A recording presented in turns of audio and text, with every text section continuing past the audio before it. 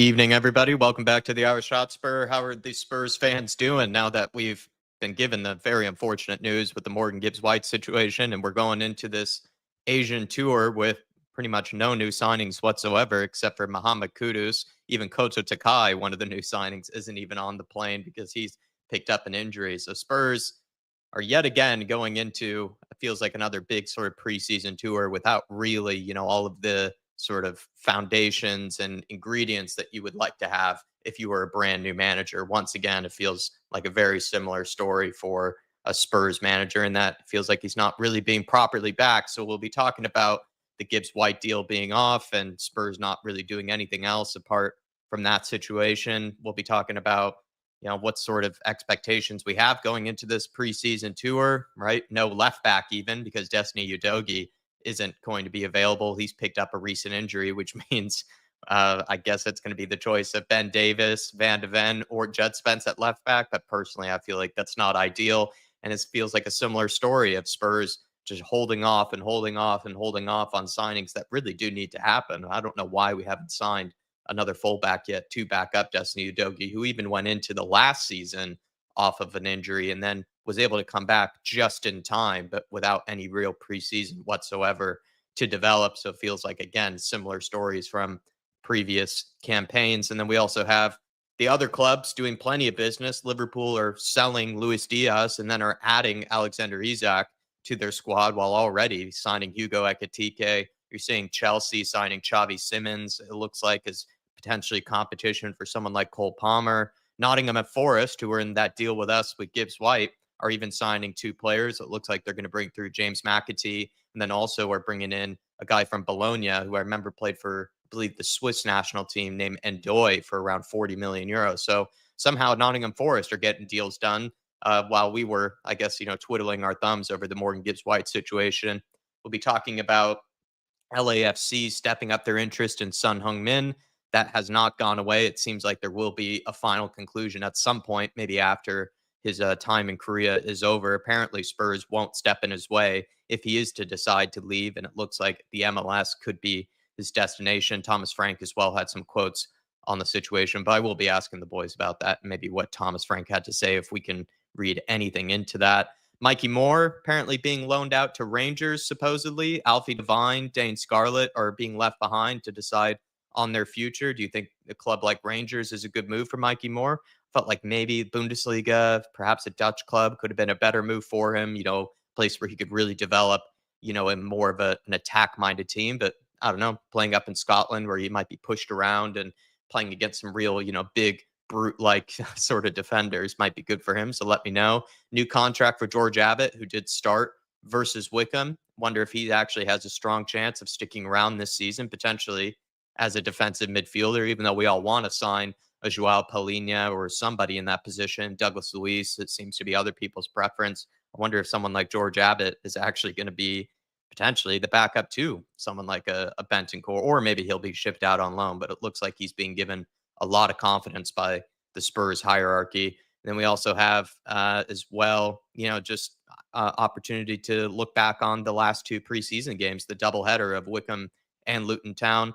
I wasn't really that concerned by the Wickham performance. I actually thought Wickham were actually pretty lucky to score those two goals. Of course, one of them was an absolute howler from Brandon Austin. And then the other one, I just think kind of just came randomly, almost against the run of play to some extent. But two really good second one was a good finish. The first one was definitely a big error from Brandon Austin. Whereas the Luton Town game, I think, is definitely one we could read into a little bit more. It was one of the most boring games I've ever witnessed of recent time with Tottenham Hotspur, but also just felt like there's not really anything positive from it. I could really say really nothing positive from it. So I wonder if we have some deeper conclusions that we can make from it. But there are plenty of things to chat about. Looking forward to tonight's show. Please, everybody that is a fan show member, come on, keep me company, talk about whatever might be on your mind. And then also we will have a panel show tomorrow evening with the likes of Sam. And I think Soren will be joining us as well. And we'll be discussing plenty of the things that we have in line for today. Just going to get to some people in the chat, and then we'll get this show underway. Stevie Frazier said, did Morgan Gibbs-White play us for the money, or did Greek Brian Blessed threaten him and his agent with a lawsuit? Yeah, we'll be chatting about that, because maybe it's Daniel Levy's fault for apparently not meeting all of the conditions of the release clause. I'm not too sure how much I actually believe that. Maybe that is the case, that there were some extra conditions towards it that we decided to ignore and maybe didn't know about. I'm not too sure. Or maybe Morgan Gibbs-White was playing, Spurs as well as other clubs, to get that big new contract. Hard to say, really, but yeah, I would be curious to see what other people think about that situation and that saga. Stevie Frazier, it's good to see you with us, as well as Artist T. Hopefully, you're keeping well, my man, Artist T. Dermatron, 41 months in. 41 months have passed since I joined this great channel. Been to hell and back, but we are European champions. Thank you for all you do. Come on, you Spurs. Come on, you Flat Cap Army. Come on, you Harris Army. Thank you, Tron. Member of the 40-month club. Plenty of guys that are reaching that 40-month milestone, which is absolutely crazy. And it does still feel good, to be European champions. I will be happy clapping for pretty much a year straight on. Enjoying my Hotspur summer, as Rain Man was telling me in the back end, about my little sunburn, that maybe I picked up in the last days or so, enjoying my very Hotspur summer. And speaking of Rain Man, we have him here in the house. But thank you so much, Tron, for being a part of that very, very generous 40-month club. We have Razzle Dazzle in the house. Great name. William Webb. Was Ange to blame for the injuries this? Yeah, that's what's crazy. Thomas Frank is already enduring plenty of the frustrations that Ange Postecoglou had last year. We're having Destiny Udogie injured. Dominic Solanke picked up an injury. Koto Takai has had an injury. He also is inheriting other injuries. Monor Solomon. I don't think Brian Hill has any future at the club, but Brian Hill is also someone that, has an injury that he's still trying to nurse. There are plenty of people that have been left back at Hotspur Way to work on their various, issues. And Thomas Frank is definitely enduring things that Ange Postecoglou certainly had to last season. SH Spurs, good to see you in the house. Dan Davenport's in here. Good to see you, my friend. The investment was a lie, says Artist T. Potentially, maybe I might star that, Artist T, and we'll bring that up later, because we were at one point under these illusions and this grandeur that, oh my gosh, Spurs spending all this money on Kudus, then Morgan Gibbs-White. Now all of a sudden they haven't done anything. It's been very, very quiet. It's actually not really much has happened even in the outgoings department, really, barely anything, really. It just feels like the last 2 or 3 weeks have just once again just been very, very quiet for Spurs, and I can't explain why. Dan Coy saying, evening, Jack. As of yet, no season tickets have been offered this season. My son's position hasn't changed. Nearly 200,000 in the queue. So many trying to get a season ticket, but no chance of getting one. Come on, you Harris Army. Are you excited about this upcoming season, Dan? New manager, new expectations, but it feels like it's a very similar summer, with Tottenham Hotspur in terms of, lack of backing for the manager. Good to see you, Dan. And personally, I like your approach of potentially just sort of picking and choosing whichever games you want to go to.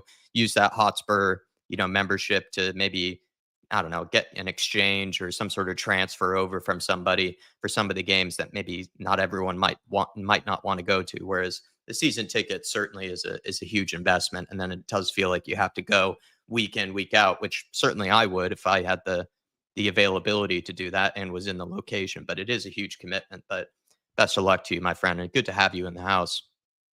David Hall, good to see you as well. Big up, Jack. Very disappointed with the windows so far. We need top quality players, but what top players will come with Daniel Levy? I'm not even as sure if it's to do with Daniel Levy being here, but it's just, sorry, I don't think it's Daniel Levy that's, making people not want to come. I think it's just potentially just Daniel Levy in not really pushing the boat out to get these guys. And also kind of feels a bit similar to last year with Johan Lange. Johan Lange, in my opinion, kind of struggled to get through some of those big top quality players over the line. It was just a lot of young players here and there that were sort of signed for the future. But apart from Dominic Solanke, that was signed at the very end of the window and probably should have been signed sooner so that he actually had a real preseason to work with under Ange Postecoglou.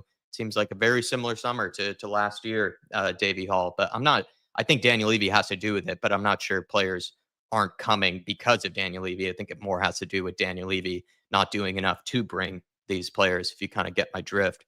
AK Shags, good to see you. I expect some will say Frank has to see the squad and make a decision on who he wants to sell. To a degree, true, but I think Spurs should be able to make signings of incomings. But I think when it comes to outgoings, maybe there's more of a a leniency about some of those taking a while to get over the line, because he does have to make a decision over a lot of players in their future. But it does feel like, we do have some obvious incomings that need to be made, fullback being one of them. We're going into this Asia tour with no actual recognized left back that I can think of. I think Ben Davis, time at fullback, at left back has been well and over for the last 3-4 years. And it looks like he's technically the only recognizable left back, and maybe Jed Spence. But Jed Spence should be the one to compete with Pedro Porro. So it just seems like, once again, we're going into a summer with, I don't know, not a whole lot to really work with. I can't believe injuries are already starting during preseason, says Dan Coys. Yep, a very similar situation to what we had with Ange Postecoglou. I wonder if people will still think it's Ange's fault, like someone mentioned earlier. Good to see you, King Hoddle. Good to see you as well, Corey or Carrie. Hopefully you're keeping all right. Dan Coy's member for 40 months, also a part of the 40-month club, you absolute legend. Big up, Dave and Jack. Been a pleasure supporting you guys. Been with us through the highs and the lows. Look forward to your watch-alongs this season. Come on, New Harris Army. I'm looking forward to the season getting started. Dan, getting back into the shape of things and the flow of things being busy again. But, seeing all this other movement from other clubs, we're seeing Chelsea signing Xavi Simons as backup or competition for Cole Palmer.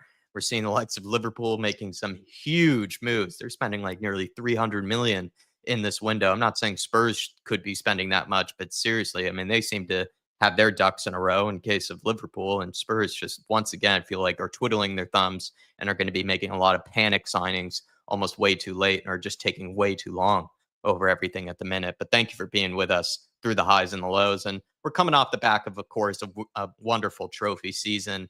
But, feels like Spurs just have that way of, I don't know, just crushing maybe any hopes and dreams of pushing on afterwards. But Dan, thank you for being with us for such a long time. Andy English, thank you for your support. Hey there, had high hopes for this window, but no, I'm back down to earth again. That's what I kind of meant. Spurs sort of after, winning a huge trophy, will somehow find a way to crush you back down.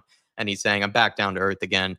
I think we have a good squad as it is, but 3 preseason matches in, and they haven't exactly been convincing.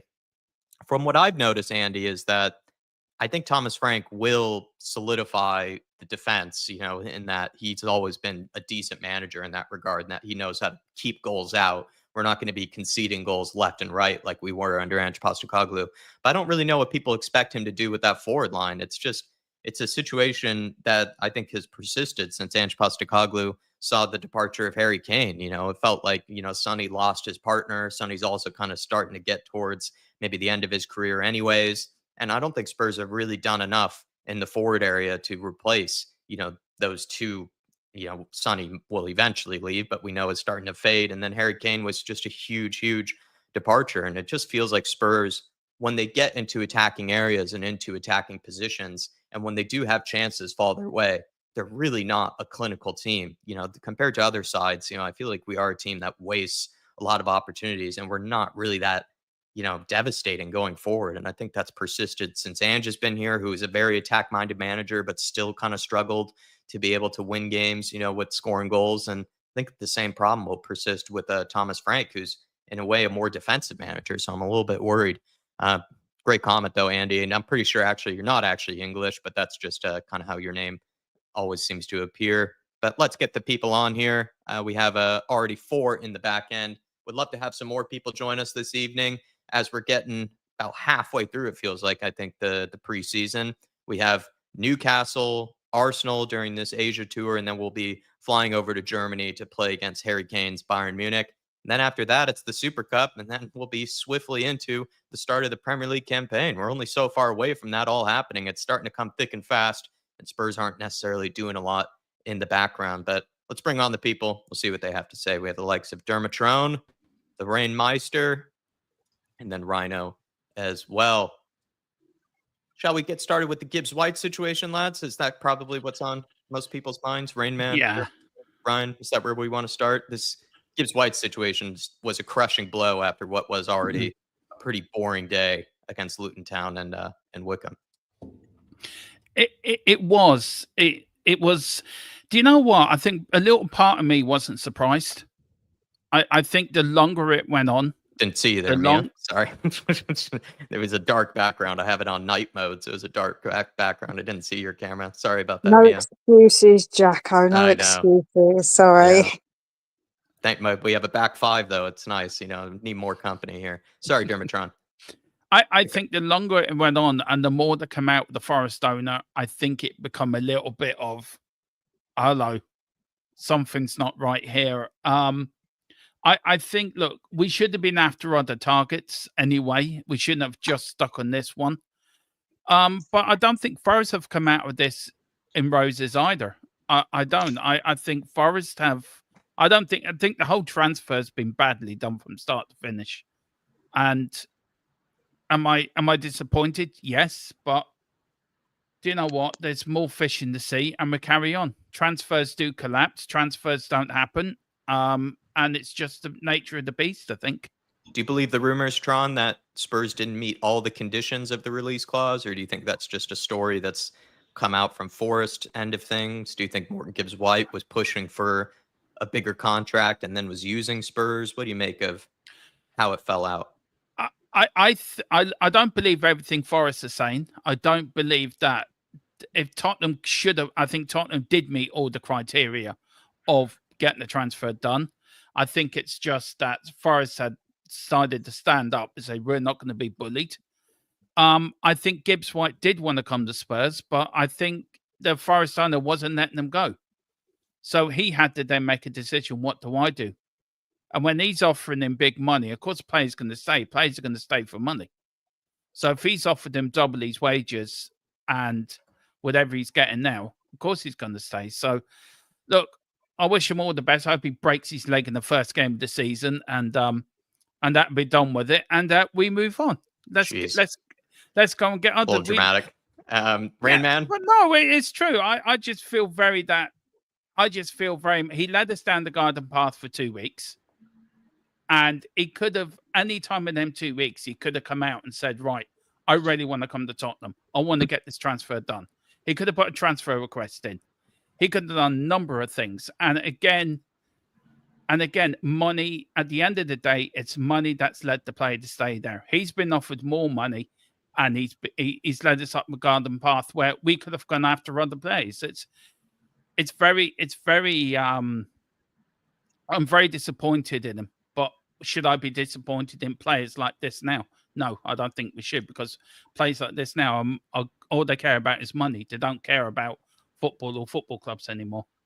I don't know if it's Gibbs-White is not the person I'm most upset with. I think I'm more upset with potentially Marinakis, making this, a difficult situation. I felt like Spurs probably did trigger the conditions for the release clause, and then he found ways to make it, difficult for Spurs to actually get it over the line, really. And then I wonder if Daniel Levy and Johan Lange were doing enough to get this over the line, despite the complications that Marinakis was presenting. I don't know if Gibbs-White really personally needed to do much more than what he already did, which was accept, the medical and accept, the fact that he could be leaving for Spurs. I think he more or less did everything that he needed to. If he needed to make Johan Lange and Daniel Levy, work harder, that just seems like we're asking too much of him. But Rain Man, what do you make of the whole situation, dude? I mean, whose fault is it? How come this didn't get done? Do you believe that rumor?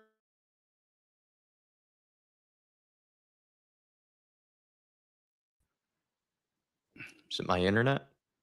I don't know. Is it me? No, for some reason, did I chime out there for a little bit? I think it was. Sorry. I don't know. All right. Take it away. I think the first thing that people, I see Nige is in the chat, and I posted a message on one of his streams. People need to understand what a release clause actually is, right? Because I see so many people saying, "But we triggered the release clause."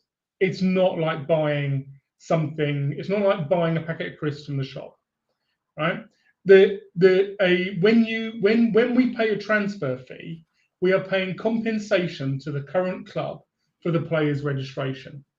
That does not happen unless the player is willing to go to that club. So with Morgan Gibbs-White, and for all of the, I don't want to get into Angie and Ange out, right? But Ange got it. Ange got this 100%. just like Fergie used to get it. Yeah, Fergie used to go to players' houses to make sure that they were on board, and he used to almost micromanage their private life. He used to like getting them married. He used to like getting them. He knew that if you got a player comfortable and embedded within the club, that was half the battle. We clearly did not do our work with Morgan Gibbs-White. Mm-hmm. We clearly did not get Morgan Gibbs-White into our club, because triggering the release clause is nothing if Morgan Gibbs-White is not going to push for the move. So the next thing on my list is everybody who was saying he's being professional. No, he's not being professional. What he was doing, clearly, what he was doing was waiting for the best offer to come through. And the best offer that came through must have been from Marinakis, who was clearly desperate. You look at that guy's face during that interview, yeah, smug as a bug in a rug, right? That is a guy who cannot stand losing. That is a guy with an ego so big that he does not fit in Nottingham. He does not fit in it. He's got an enormous ego, and he would not lose. It would not surprise me if Morgan Gibbs-White was on 250k a week. It would not surprise me one little bit, because I think Marinakis was going to throw absolutely everything he had at it. We needed to get Morgan Gibbs-White into Hotspur way. We needed to get Morgan Gibbs-White to stand up to Marinakis. That's what we needed to do, because we were always a third party. As soon as we bid for Morgan Gibbs-White, we should have set a short timeline for Morgan Gibbs-White to come. You've got 3 days. If you're not with us in 3 days, we're going to go somewhere else. We don't care, right? Yeah. And if you're not going to stand up and say, "Oh, I want to join Tottenham Hotspur," like Kudus did, Kudus was publicly reported as saying, "I only want to go to Tottenham Hotspur." Yeah, he was pushing for the move. Yeah, right. Without Morgan Gibbs-White doing that it was never going to happen, because transfers happen because the player wants to move. It's nothing to do with how much you're paying. Do you believe what like King Hoddle's kind of saying? Like, I made this joke to somebody where I wonder if Marinakis was, probably threatening him to some degree, being like, "Yeah, go, come stay here, go to Spurs. I won't be offended with whatever, decision you make," while he has like a gun under the table or like something like that pointed at him. I wonder if this was, just an odd situation where Marinakis was in a way forcing Gibbs-White's hand to some degree, just by not making it comfortable for him. Yeah, I don't think there's any. I doubt there's any of that. But what I suspect that the interview itself was clearly uncomfortable. Right? It's very unusual for a player to have an interview with a chairman. You always see it with managers. So that in itself was very, very uncomfortable. That speaks to Marinakis, though, just being a bit unorthodox in that ego, degree, right? No, ego. It's all ego. It's all about ego. I don't blame anybody else apart from our guys for not setting a short timeline. Liverpool do things properly. They went for Isak. Newcastle said no. They had Ekitike done in 2 days. 2 days. They went, "Okay, fine. You're not going to give us that player. We're not going to mess about. We're going to go and get our next target." But now they're apparently still going to get Isak because they've sold Luis Diaz. So that can mean that, they now have more of the money to be able to pay for someone like Isak. It's crazy. And that's because Isak wants to go to Liverpool. It's nothing to do with paying 100 million, 120. It's nothing to do with the transfer fee. It's to do with the fact they've made themselves attractive. It's made as a football club. So I don't blame anybody else apart from the transfer team at Tottenham Hotspur for not being ruthless enough, for not being aggressive enough. Yeah. And I have to say, you know, I was very on the fence whether Angie and Ange out. I'm not, and I don't want to go down that route. But I'm absolutely clear, if we look over the last 2 years, that Ange would have been on the phone, and Ange would have been getting Morgan Gibbs-White into Hotspur way. Yeah, that sweet phone call. Yeah, He exactly. would have done. That's what he would have done. 100%. Can I just apologize for what I said? I really didn't mean it the way it came out. I was more frustrated. So if I offended anyone in the chat or if I offended anyone on the panel, You've I offended apologize. Gibbs-White, I think, if anybody. I don't Yeah, think anyone should be offended I on shouldn't behalf have of said what I Gibbs-White. said, and I do apologize for what I think I it's said. I think I it's a must little have missed crazy to that, Graham. blame. I Could think you it's a say little it again? crazy I to must have blame missed it. Gibbs-White, to be honest. You know, I think Gibbs-White would be third in line in terms of to be blamed. I'm on Rain Man. I think it's Spurs transfer team first, Marinakis second, and then Gibbs-White maybe third in terms of who's to blame in all this. Because at the end of the day, Gibbs-White did accept the medical and he did accept, you know, coming to Spurs. He doesn't necessarily need to do that much more than that, in my opinion. We'll get to you, Rhino, and then we'll finally let in Mia. I've been holding her hostage for too long, just like Morgan Gibbs-White. Rhino, whose fault is it in this whole situation? It's the Forest chairman's all day long. Not Daniel Levy's or Johan Lange's. It's Marinakis Like first. I said to you out back, right? I can't prove it was, and I can't prove it wasn't. So until I've got evidence that it was Levy's fault, I'm blaming the Forest chairman. Okay. Mia, what do you Because- think? Yeah, I or can't keep going. go on, sorry, go on. No, I just Oh, thought that right, Ryan was done. Sorry. No, because like when you look at it like it is, yeah, right? He's being kept hostage. In that video, he was literally like, without actually saying it, he was being kept. It was a hostage video. He wasn't happy about it. He wasn't being smug about it. He was literally like, get me out of here now before I have another problem like this in another window, like whether it's next window, the January window, or whatever window. And to be honest, right, when it comes down to it, right, it's down to the Forest's chairman to have just stopped being a big baby about it. We hit the release clause. They even said that they were both scheduled for the medical to be put on for that Friday. So there was no breach. Quite clearly, there wasn't a breach. So to be honest, if people were saying, "Oh well, we've done something wrong," no, we haven't, because the two teams agreed that the medical could get done. Mhm. So what do we expect to happen? It's all down. It's just because, right, they lost one of their star men, right, and now they saw that there was going to be another star man going for them, and he just wanted to throw the baby out of the bathwater. Simple as. And I don't like that. And I honestly hope, yeah, right, that Forest get relegated this year now, because they are despicable. They've not just done it to us; they've also done it to Crystal Palace as well, where they've got them demoted when they had no right to. All that Forest chairman cares about is how much money is going to line in his pockets from a European competition, and how much money can he get out of us, because He likes to spend the money, actually, to be fair to him. He seems to be spending the money. Well, either way, right? I can't. He is one of these mobs, right, where he's had allegations put against him and miraculously had them either been accused or he's not been charged with any. Like, and I won't go into what they are, because either you know, or you don't, because I don't want to get your channel demonetized. But if you know, and if you don't, you don't.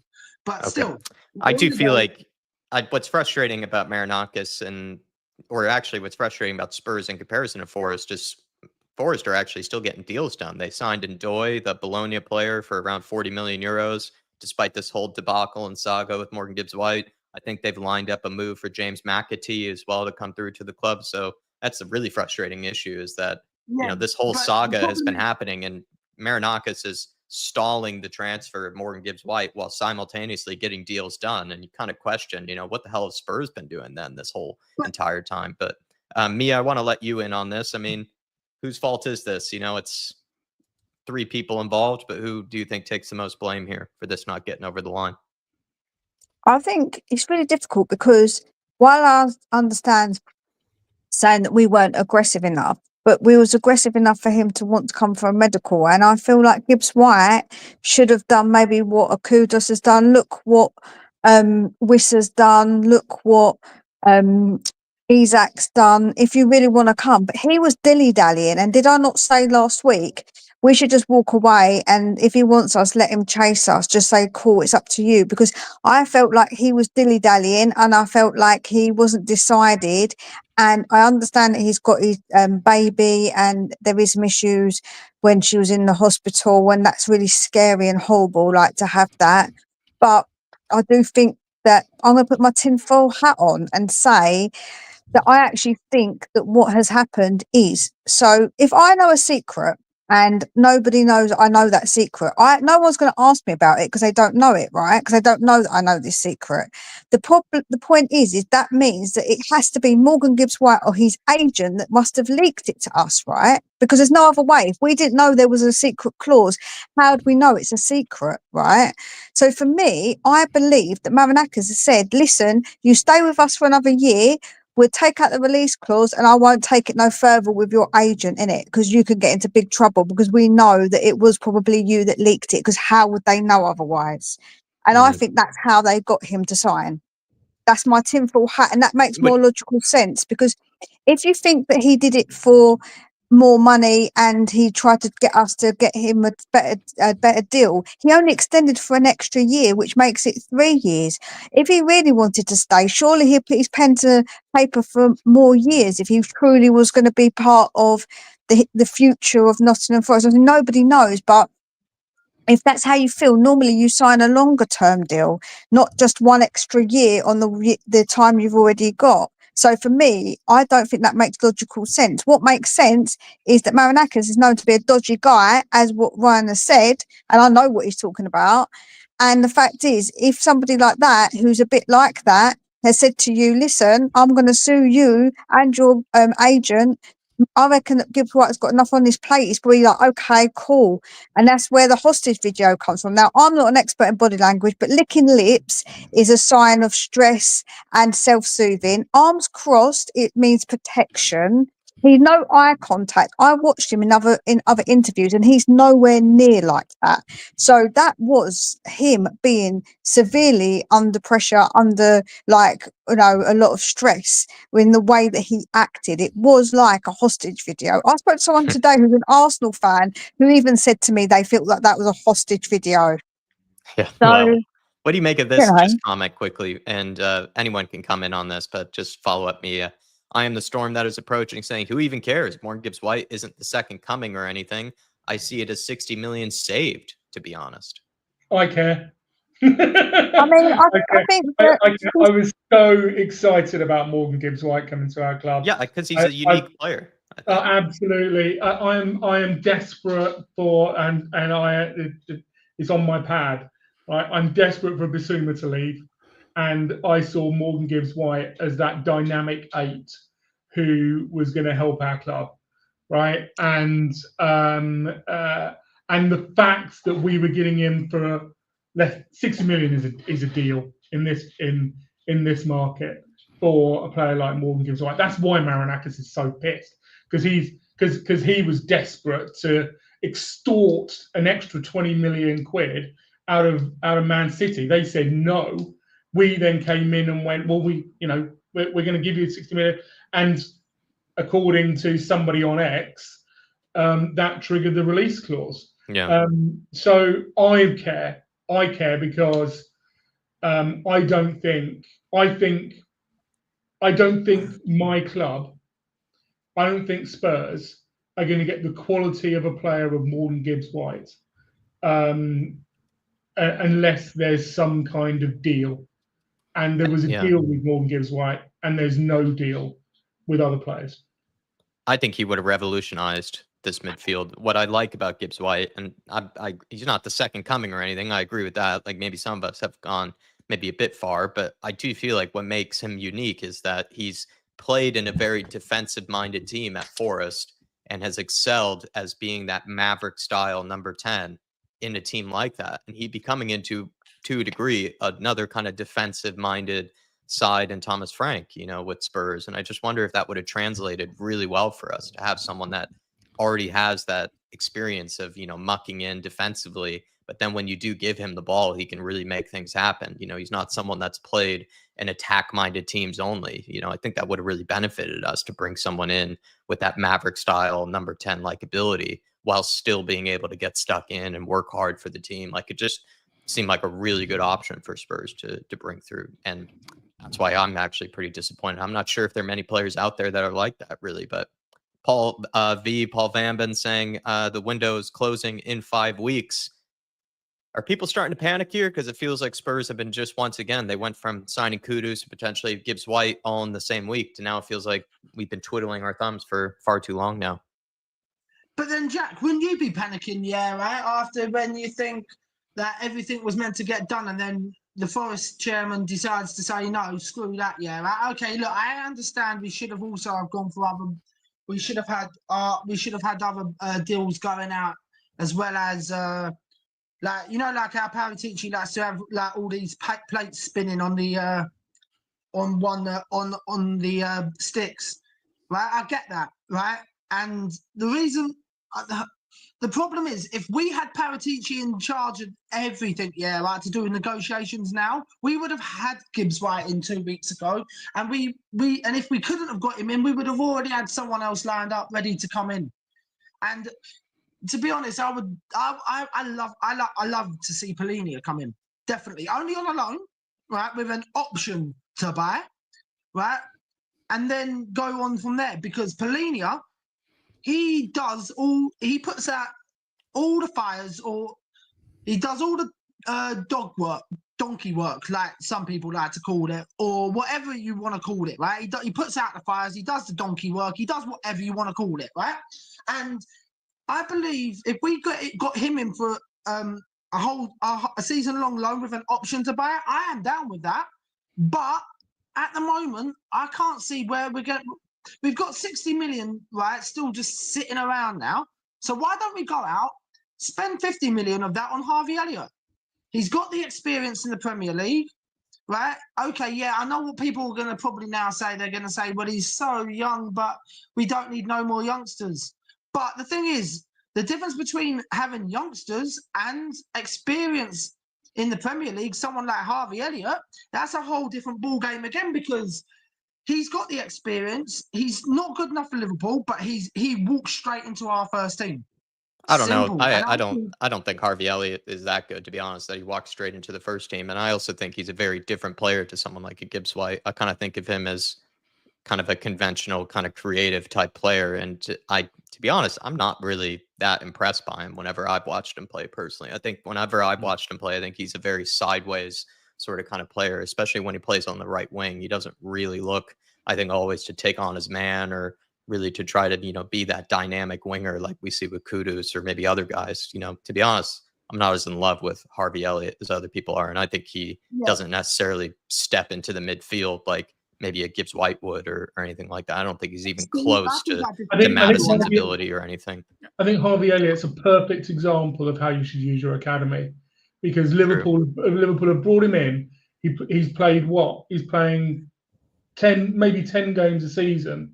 That's elevated his profile, and now they can sell him on. But he's not good enough for Liverpool. I'm afraid. I'm not sure whether he's not good enough for us, but I certainly don't think he's the profile of player that we're looking for. But he for me is the perfect example of how to use your academy. I totally agree. He's not good enough, but they're now going to sell him on for money. Tron, do I need to let you go? Yeah, I need to go and get my show ready. Great to share the screen with you always. Again, sorry for what I said at the start. Just emotions get me sometimes, and brain doesn't go before gob. So, but yeah, if you like, just come over, hit the link down below. I'm sure Jack will give it a plug. But guys, enjoy the rest of the show. I have to comment this. Make sure I'm not doing the show Monday, so I can spend longer with you guys. Because I keep getting 40 minutes, and I need to spend longer with you. But big up to everyone. Have a great show, and I'll see you in the week, Jack. Or if you need me, you know where I am. We'll do. Appreciate you, Tron. Thanks for Take care. taking the time. Please, everybody, head on over to his channel, THFC Till We Die. They're running a show later on this evening. Mia, any final words on the Gibbs-White situation? I think we could probably move on to some other topics here, but if you had any final words on this whole thing. Just keep an eye out for his family, as they might get eaten by Marinakis.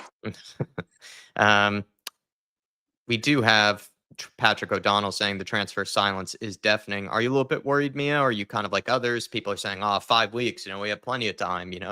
Why is everyone panicking? Or are you starting to be a little bit frustrated by the lack of activity? I'm a little frustrated with the lack of activity, but I'm not pressing the old panic button just yet. Like I'm a bit like, I think that, yes, we do need to do better.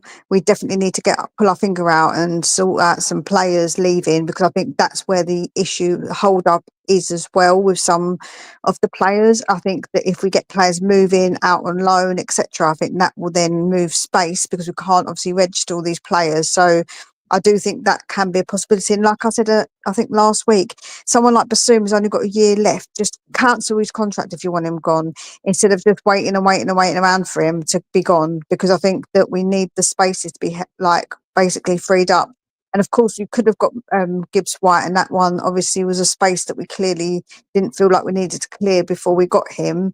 So yeah, that money is there now, and we need to use it wisely. Like, I don't want us to rush and buy somebody who doesn't suit, and just to panic, just to please the fans, because we were trying to get somebody in. I prefer us not to do that. So yes, I'm a bit frustrated, but I'm not pressing like that panic button yet of, oh my God, this is all disaster. Everything's going to fall down on us. We're going to just be rubbish next season. Does anyone believe? Yeah, go ahead right now. So I think that is the biggest risk, right? And that's what I'm concerned about. That's why I'm concerned, is because I think Morgan Gibbs-White was at that level, and knowing that we need turnover, we're either going to keep players like Bassouma. I'm going to keep coming back to him, because he's a good example. He's just bozo, and I'm absolutely terrified of the noise that I'm hearing. That he's giving Frank something to think about. No. Let's think about what's happened over the last 2 years. The guy gives us 10 good games a season and gives us 2 childish, immature dramas every single season. We don't need him at our club, no matter how well he's doing in training right now.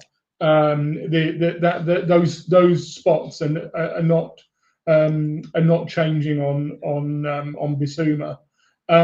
So, and the risk is exactly what Mia's saying, is they know we need turnover, and so they'll go to the next level, and the next one will be like a level down, or it may even be, a bigger risk, or it may be a kid. It may be, another 20-year-old who is promising, and we take a £20 million risk again, and we end up with more bloats, and more rubbish. I completely agree. I just quickly on Bassouma, I think the reason his time should also kind of to a degree be up is because he's had 2 very different managers to be able to try to thrive under, and they both have had kind of similar problems with him when it comes to discipline or being able to sort of be tactically, clued in, right?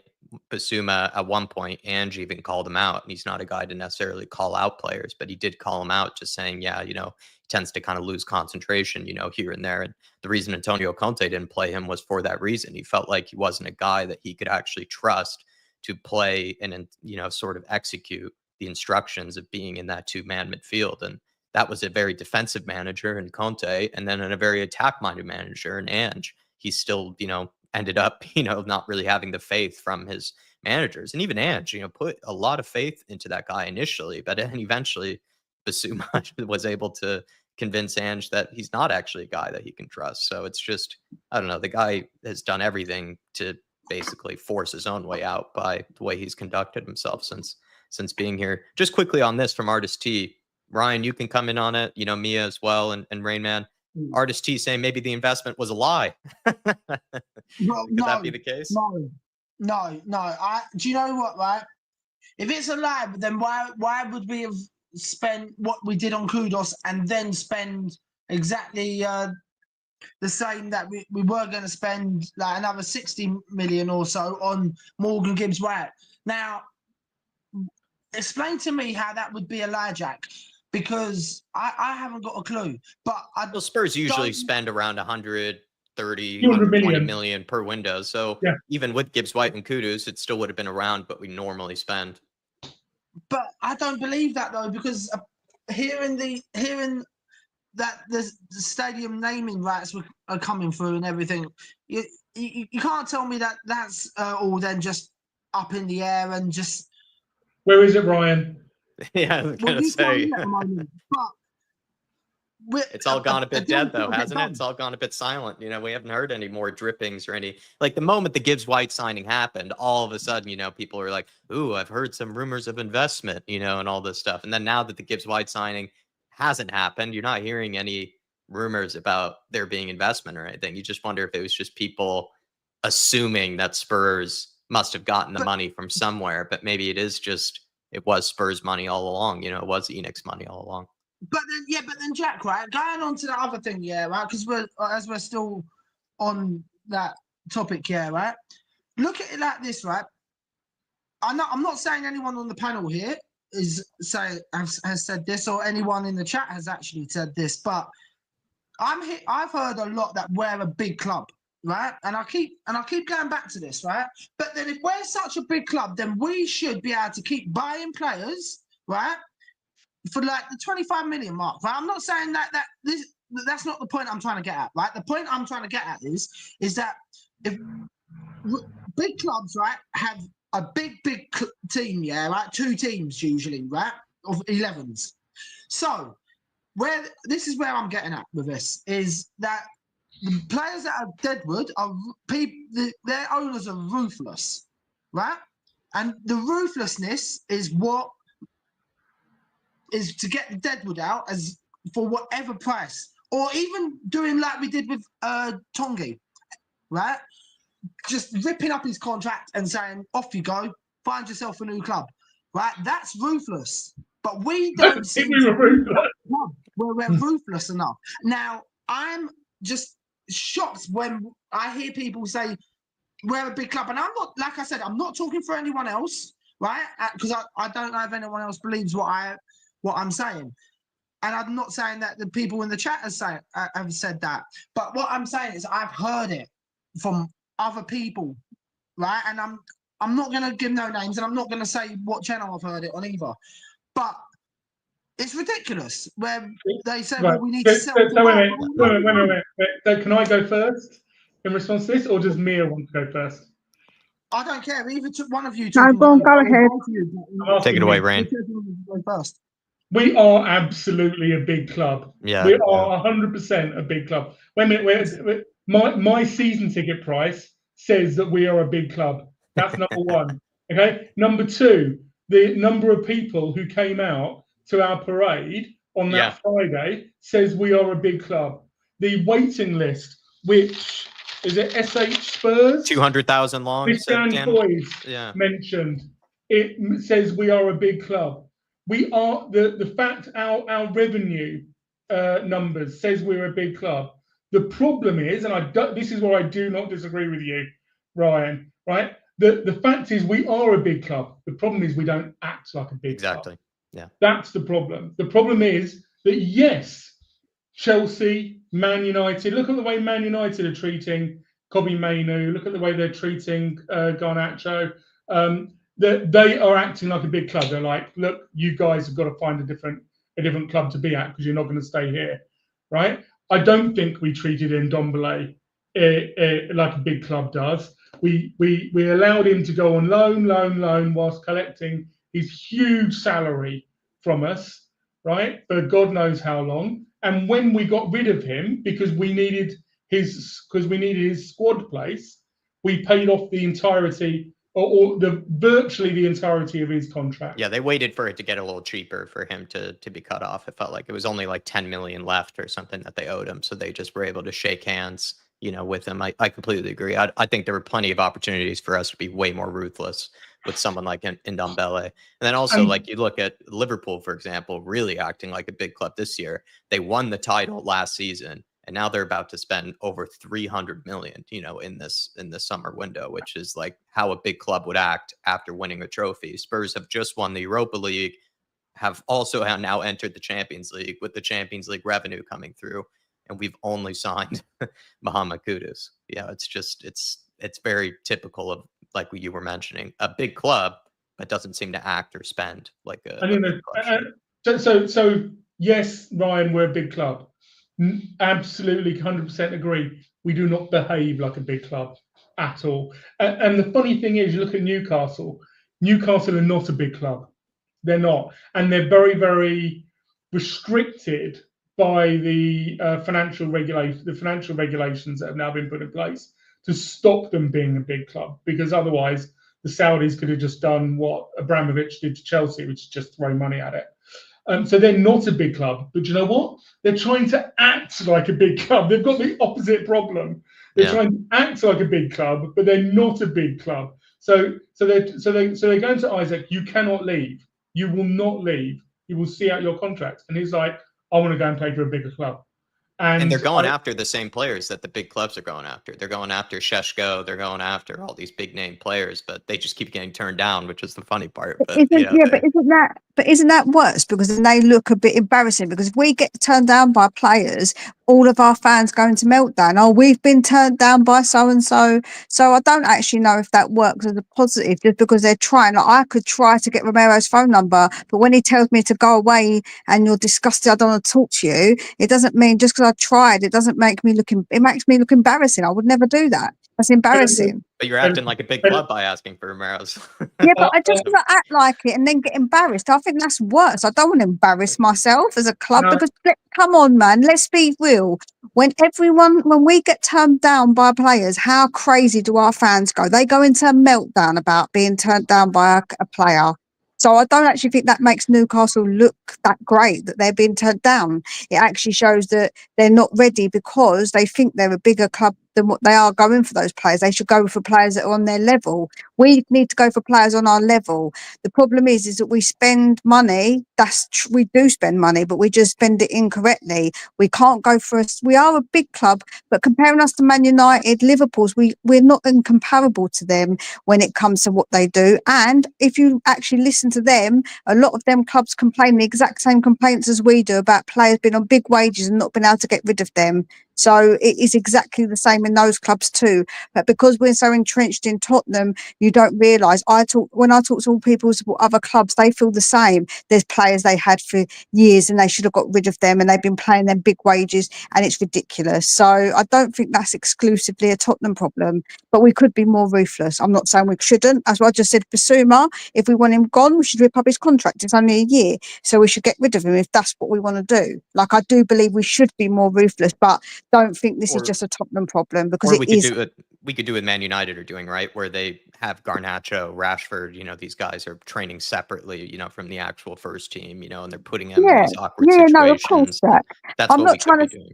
Yeah. I'm not saying that Tottenham are completely in the right, but what I'm trying to say to you is that other teams do also have that problem. If you listen, like I said, I've listened to a lot of different podcasts with different people on and stuff, and they have the same issue with a lot of their players, and especially because Man United put theirs on ridiculous wages, so getting rid of them is even harder, because they're on a lot of them on big wages, and it's so hard. They've made a sort of a rod for their own back in that manner. And it's really hard for them to get rid of players. But yeah, I think that we could definitely be more ruthless, and we definitely are a big club, but we're not really comparable to the huge clubs. Like, I wouldn't compare us to those clubs, because I don't think we're in their bracket in comparison when it comes to what we do as a club and players, etc. Because I think it's a bit different. I think the point is that we set our level. We set our level by our 43% revenue to wages ratio. We set our level by the But type that's of. a, do you know, that's a fallacy. Mia, I didn't interrupt you, right? We set our level, and we, in terms of how big we are, in terms of what type of club we are, in terms of what ENIC had built at Tottenham Hotspur, the asset strength that they've built at Tottenham Hotspur, the training ground, the stadium, the revenue, the huge amount of revenue that we've got at our club, they deliberately limit and constrain us within a certain set of means. So we could be spending more, but they constrain us. So we could be going for further up, but they constrain us. They absolutely do. It's clear. The financial numbers absolutely lay it out. The other thing that I'd like to say is, you say you don't want to be embarrassed, but I think it's better to try and fail than to never try at all. Okay, can I just ask one more question on this then? Because before we move on, Jack, is that okay? Yeah. Yeah. On what? On what we were just talking about here, on this bit as a subject of the big club mentality bit and stuff. Okay. Right. So this is to everyone on the panel here, right? What are you judging that big club mentality on? Not mentality, but the big club name. Is that on the recent history, the whole of the history, the finances, or the stadium, or all the facilities? What are you judging that on? That, and that's all three of you. I think it's a collection of all those things. I think it's a 3-hour discussion. Yeah, I think it's all those things you mentioned. I think Spurs have. They have a gigantic stadium that gets sold out pretty much every week. They have a queue of 200,000 people long to get into that stadium, and they're going to be waiting years and years and years before they get that chance. We charge the most of any club in the Premier League, I think, apart from Fulham, for those season tickets. But then they end up, Spurs, still, despite not achieving as much, there's still 200,000 person queue for them to pay the highest season ticket prices. At the end of the day, we also have, a huge mass audience that follows each and every single game, no matter the outcome. Even when we're finishing 17th, we still have people showing up for the watch alongs and still showing up to watch every single game. I think it's a collection of all those things. And Spurs do have a history. They were the first club to win, first English club to have won, a European trophy. They, of course, were historic during the 90s with winning domestic cups. They've always been a part of the conversation. There are no, everybody hates us.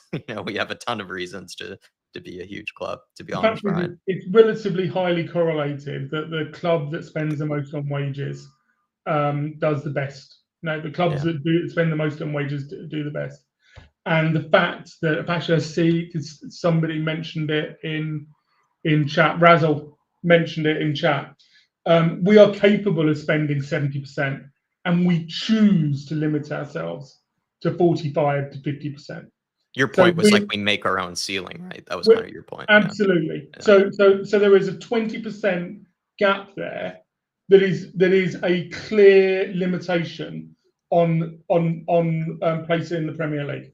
That's just the facts. Now, whether you then get competence or incompetence to deliver it is a completely different matter, because you can get an idiot who just wastes all the money, like Hitchin. I think Hitchin. Yeah, I think we're still dealing with Hitchin leftover, right? We're still getting over that. It's like Hitchin Chernobyl, leftover. It's going to take years to get rid of the waste. But Ryan, just to go back to your question, it's a 3-hour discussion. But if you were to boil it down to one individual thing, it's how much of your revenue you spend on wages, and we limit ourselves. But can I just challenge you on that? Is that what I just said is true. So when Man United have got lots of players in that are on high wages, and then they therefore struggle to get rid of them, putting players on high wages is one of the factors. Obviously, what you're saying, yes, they win more. But if you look at the clubs that put those bigger wages, they're also the bigger clubs, the bigger, gigantic clubs.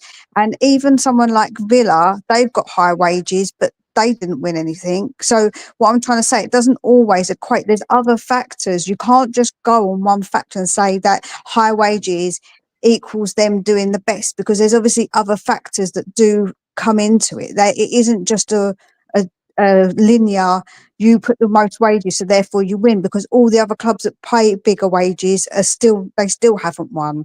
So if people paying better wages than us, they're still not won. So what I'm trying to say, it doesn't always work out or equate to that. So yeah, it comes to the competence thing, right? So you can spend lots of money. I could go down and spend 100 grand on a Ford Fiesta, and it's not worth 100 grand, right? You know, but the person who I'm offering the money to will gladly take it, and walk away and, you know, pay off some of his mortgage or go on a right bender. But the fact still remains, Mia, that we are setting our ceiling, and we're setting our ceiling unappropriately. Now you picked Villa. Villa is an outlier. Villa did a Leeds, right? A 2001 Leeds. They went, we're going to shoot for the moon. We're gonna spend 90% of our wages, 90% of our revenue on wages, because as much as I think of Villa as a big club, unfortunately, they don't have the asset base or the we have, or the revenue base that we have, that ENIC have built up for us. So what Villa have done is Villa have gone to the other extreme. We're an extremophile where we spend an incredibly low amount of our revenue on our wages, and Villa have done the other thing. I'm not saying we should do Villa. I'm saying I agree with Razzle. We could spend 60% of our revenue on wages, and do you know what? More players like Morgan Gibbs-White might want to get through the door a little bit quicker than waiting 2 weeks until Marinakis puts a gun to his head. Mia, I'm not sure if I got an answer from you on it. Did you, just maybe quickly on it, because I did find it interesting, did you believe in the investment rumors from before? You know, that Spurs are getting money from somewhere this summer, or did you not really buy into it? Don't know. I think that the naming rights make sense, but you wouldn't get over the deal per year. It wouldn't be like a humongous investment to a point where it would make, I think, a significant difference. And things have sort of changed within like what's going on with the board. So that might suggest there could be changes, and they could be under some sort of NDA where they're not allowed to talk about it. So it's not really been leaked exactly what's going on.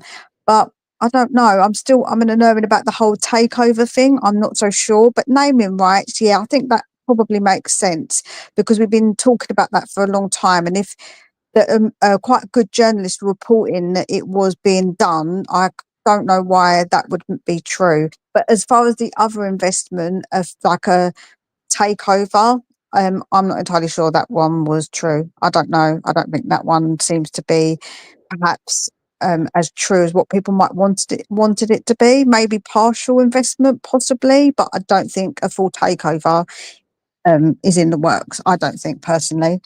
It always seems to come out conveniently, you know, for Spurs, these types of rumors. It either is used as an explanation for the money being spent, or it's used during a time when Spurs are under massive scrutiny and trouble, you know, like protests, things like that, you know, coming about. And then all of a sudden we get rumors that there could be a takeover or something like that. It always seems far too convenient. Rainman and Mia, I know you guys had spoken about this a while ago, about Mikey Moore needing to be loaned out, or whether we should or not. It looks like he's headed to Rangers. So are you guys getting your wish and him being given that opportunity? I think you guys are a bit like Graham Souness, where like he needs to play, you know, in like a man's league, you know, he needs to sort of develop in that sort of regard. So Mikey Moore could be headed out on loan to Rangers, or pretty much is by the looks of things. I think Rain Man actually disagrees, if I can remember correctly. Maybe you guys did have debate over this in the past. Sorry. Yeah, it was me, because I think that we should put him on loan. So yes, I'm more than happy if he's going to go and fight and get minutes and actually play games. Then yes, I'm absolutely happy for him to go, because I think that's the best thing to personally do with him, because he's not going to get enough time to play with us, and he needs to get those minutes in his legs. Personally, in my opinion. I mean, where I come from is he's a 17-year-old kid, That's where I come from. Is everybody's treating him like he's a man, and he needs to go and play man's football. He's not a man. He's not a man. He's a kid, and that's where I come from. So if the rumours are true that he's going, admittedly though, he's 18 he's 18 by the end of August, right? He's 18. He's 18 Yeah. in a few weeks, I think. So, but at this moment in time, he's a 17-year-old, and I can say he's a 17-year-old kid, and nobody can disagree with me. If he does go to Rangers, I hope it's a good move. I think Rangers it's probably a better move than going to League Two, if I'm brutally honest. Going to Scotland. I just hope that it works out properly. An 18. Is Rangers the right move? Well, I'm sure Mia's going to agree with me. 100% depends on the type of family support that he gets. Being an 18-year-old kid, being up there, it can be. There's so many YouTube videos on the loneliness epidemic. Yeah. Well, an 18-year-old in a man's football club, in a strange city, that can get damn. I bet you that could get damn lonely. And there's excerpts. I keep on, referring back to Harry Kane. There's excerpts from Harry Kane where he describes just how lonely he was when he was sent out on all of these loans, and how it nearly contributed to him quitting football before he got his chance, right? And if he had quit his football, if he had quit, there would have been no debates as to whether. Yeah. We right here, we wouldn't be having a debate as to whether he would have become a good footballer or not. You hear a lot of And he would have quit. He would never have had the opportunity. So I just hope that Mikey Moore gets the support. I think personally, firstly, in my personal opinion, no player from our academy should be going out on loan before they're 19, 20. None of them. I think they should be getting training. This is my personal opinion. I would be getting them training and developing internally within our club. And then I would be sending them out on loan to see how they have taken all of that in, and whether they can deliver it on a football pitch. That's the first thing. The second thing is that I think the Donnelly and Keeley loan down the road was brilliant, and I think we should try more of those. I think we should try to build up a relationship with local clubs, so that players can play man's football. I don't disagree they need to play it, but at the same time get the family and clubs and our club support to make sure that they develop properly. There are a lot of those international players that even, the foreign players who have to make the move all the way to France, Spain, England, they often, when you see them interviewed about these things, they do say, I was crying for months, in my apartment or studio or whatever it was, because they were without their friends, their family, and all they were having to focus on is football, which, is that realization, like you're going for your dreams, but, when that's the only thing that you have going for you, that can be a bit daunting and a bit intimidating, whereas it is nice to have that foundation around you. But Mia, I mean, Rangers, is that a good choice, or do you kind of agree with Rainman? Maybe something closer to London would have been better for him. No, I think it's fine. I think you'll find that many 18-year-olds in regular life go off on their own. They go to university on their own. They make friends. Because he's not going to be they're not going to be on their own. Normally, there being a senior player to put their arm around them and take them on board a little bit, and talk to them and take them under their wing. Because who said that? I think it was it Archie that said that about Ben Davies when he come to us. I'm sure it was one of our younger ones that come to us.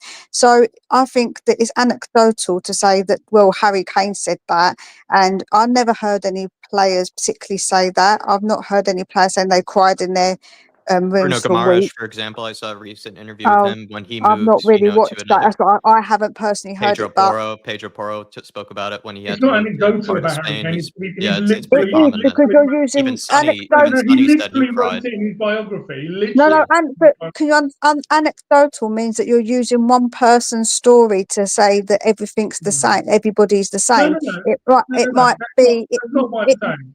That's not what I'm but saying. you're using it as an example. Well, look, Harry Kane might have quit, No, so therefore it's hard. So that means everybody finds it difficult, no, where not no, no, no, everybody no, does. no, no, no, no, no, no, no, no, no, no, no, no, no, no, no. You're misrepresenting me, and I won't have that. I didn't say everybody.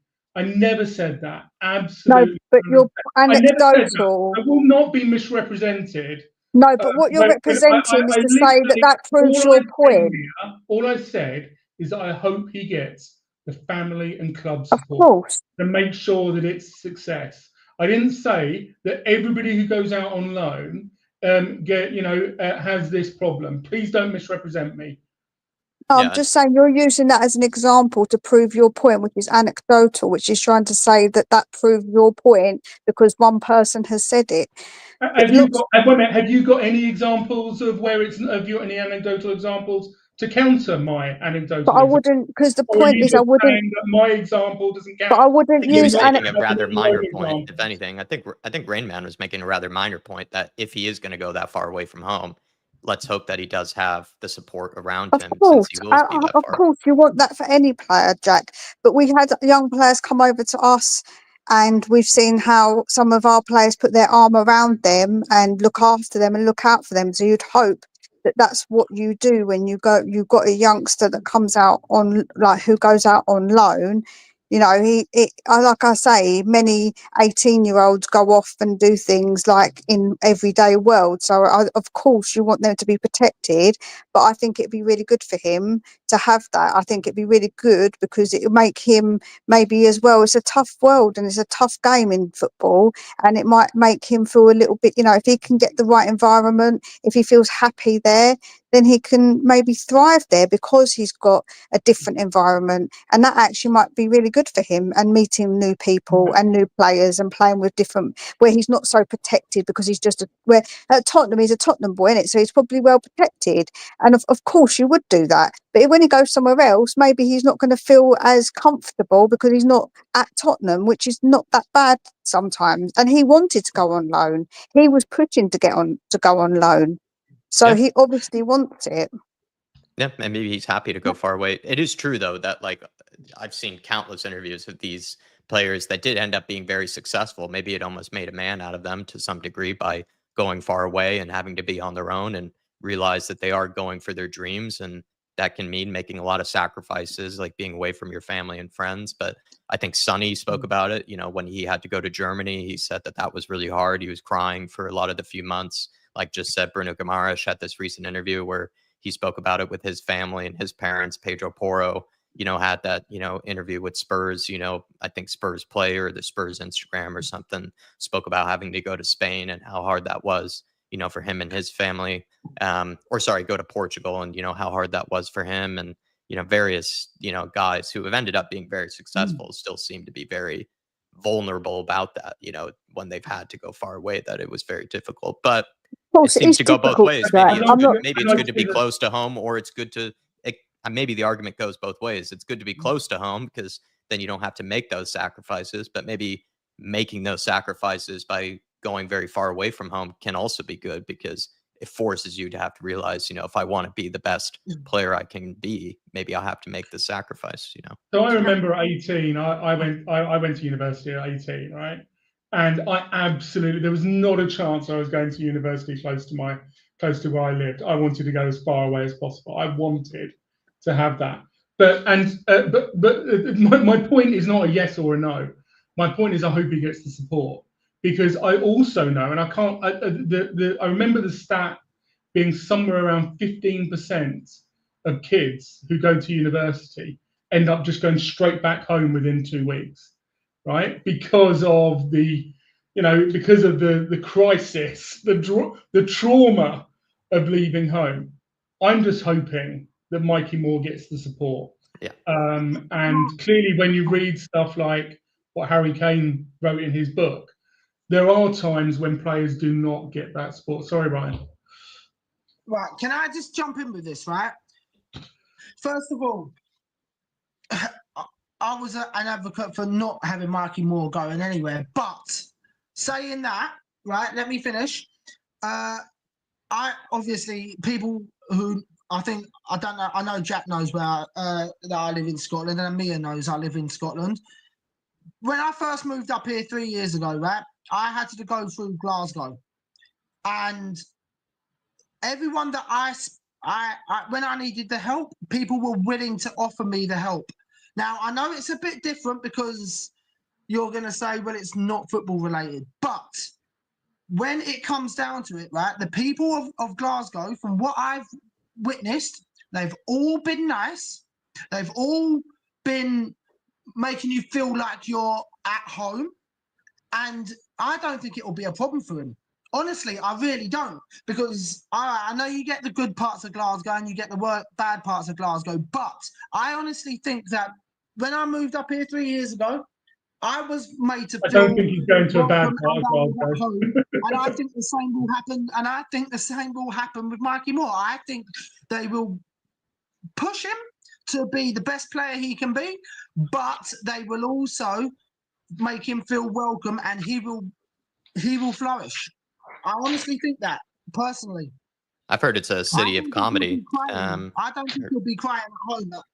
Crying. Heard it's a good comedy city, Glasgow. So the other thing on this was this Stuart Lewis guy. I just want him to get the support, right? I don't want him just to be saying this Stuart Lewis guy, who is supposed to be the academy transition. I'm hoping that part of his role is ensuring that these kids and these loan players, when they go out, are kept connected, are kept supported, and we keep a track of them. We don't let what happened to players like Scarlett, where they just go on loan, and they never play. It's just what is the point, right? So I honestly think, right, that he'll get that support at a team up here. I honestly think he will, because everyone's nice, everyone's heartwarming, and I'm only going from what I've witnessed in Glasgow, right? I don't live anywhere near Glasgow. I live 40 minutes away, but I had to come through Glasgow, and everyone was as nice, as genuine as they could be. And I know people have this what's the word I'm looking for? The begins with P, perspection, or whatever, however you say it. Yeah, thank you, Mia. Yeah, thank you, Mia. That all the people in Scotland are going to hate on him. They're not. It's totally different. It's not what people think it's going to be like. And he is going to be made, like I said, he's going to be made welcome, and he will not, he might miss home a bit, but they will make him feel like he's at home, and he is going to love it up here for a year. And I tell you what, I can speak on my experience. I wish I had made the move up here a lot earlier, and I think he'll be happy up here for a whole year. Honestly. Let's transition towards the Sonny and Rodrigo kind of comments and rumors here. It's kind of funny. There are a lot of journalists saying Rodrigo has no intention of coming to Spurs, and then there are others saying that Rodrigo would be open to Spurs, and there's some Spanish journalists even saying that Spurs are willing to pay the 90 million euros, but might not be willing to pay the wages that Rodrigo would demand, or the other way around. Some are saying that they would pay the wages, but maybe might not pay the massive fee that Real Madrid would want for Rodrigo. What do we make of that? I personally am not going to really get my hopes up for this one, the Rodrigo rumors. But Mia, Rainman, Rhino, anybody holding out belief for something of that magnitude? That seems a little ridiculous. Look, I believe, right? I'm gonna have this on two separate things. I'm gonna have my Spurs hat on for this bit, and then I'm gonna take my Spurs hat off, and then I'll give you my opinion on both. Now, which hat are you wearing more than the other? What is the other hat? My non-Spurs hat, but I'm gonna start with my Spurs hat. Do I think we can get this done? Yes. Do I think we will pay the wages? Yes. Do I think we'll pay for the fee? Why not? We've only got to find another 30 million from somewhere. And I don't see how that's a problem with that 60 million that we was going to spend on Gibbs-White. So yes, I do. Honestly, I don't think it's, without my Spurs hat on, I don't think it's going to get done. But I would love to see someone like a Rodrigo, because that will be a big, big statement. And honestly, that's how I think, and I've got nothing else to say on the matter. So over to you, Mia. Oh, what are we Right. doing, Mr.? We're doing a Mr. Box Office. Yeah, I was Back gonna to say he's you. running the show here, Ryan. Um, What do you think, Mia? Do you buy into it? I don't know if I'm getting my hopes no, up. I don't buy into it at all. I think that he's got other offers on the table that he'll be wanting to take. This is the whole point of everyone. When it don't happen, everyone's going to be like, "Oh my God, he rejected us." Yeah, well, we're not really going to be really seriously trying to think we're going to get him, are we? And I don't think it's going to happen, man. No way. Like, I really don't. I just can't see it happening. And if I'm wrong, I will say I am completely wrong, and I apologise to every single person who had said that I shouldn't doubt Tottenham. But yeah, I know my club, and I know that ain't going to happen. It'd be an None of us- incredible none of us replacement know. for Sonny. If Sonny is to leave, that would be an Of incredible course, it would replacement. be Jack, but But I I don't just believe think it. he's gonna have huge clubs come for him, and if the huge clubs come for him, we ain't gonna get a chance. Come on, let's be real. None of Well, us almost know. the other big clubs maybe have already seized their eyes on other targets. So it's almost like maybe we're just one of the only clubs that he could technically go to at the moment in time. Maybe he'll end up just staying another year or something like that, and then they'll sell him. But Arsenal, right, have already spent their money on Madueke. They've spent their money on Gyökeres. Liverpool have spent their money on Ekitike. They have their eyes focused on Isak. I think Manchester City, as well, have kind of spent already a lot of their money on some of their big money guys, and I think have signed Holland to a new contract. So it's almost like maybe Spurs are one of his only options, at the minute. So And maybe he'd that's, rather stay, I'm sure, than yeah, to I think he would too. Just trying to maybe convince myself that there is some sort of chance or small possibility. What do you make of it, Rain Man? Do you believe it? I don't. I do believe that Madrid want him to shift him out and need him to go somewhere else. I will be stunned if I'll be absolutely gobsmacked if Spurs buy him. I think the chances of that are trace. A percentage chance is almost nothing. I think there's a better chance that we loan him for a year, but I don't think it would make any sense for us. Yeah. If we do need Sonny to go, right? We do need Sonny to go. We need Biss to go. We need to sell. We need to not register Dragusin in our Champions League squad. And another reason why Morgan Gibbs-White was a great profile for us is that he came in as homegrown.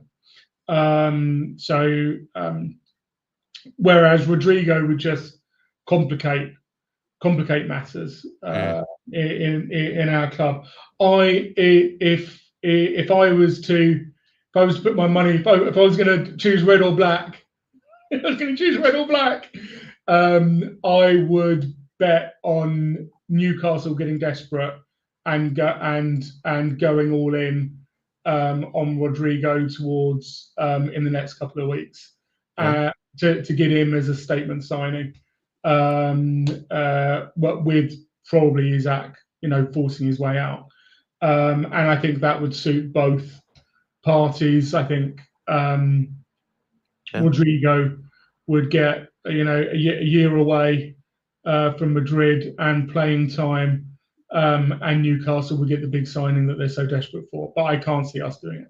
And there is kind of a bit of a vacant role on that right side, for them with I think it's only like Jacob Murphy, who's actually been playing great, to be fair to him. But I think that's the Is he only on the player they right have. or on the left? And there are a lot. Rodrigo. I think it's like Gordon on the left, and then there's been a bit of a vacant kind of role there on the right for a while now, in terms of real star power or quality. And there also are already a few Brazilians on that team. So maybe they could convince him that Newcastle's not too shabby.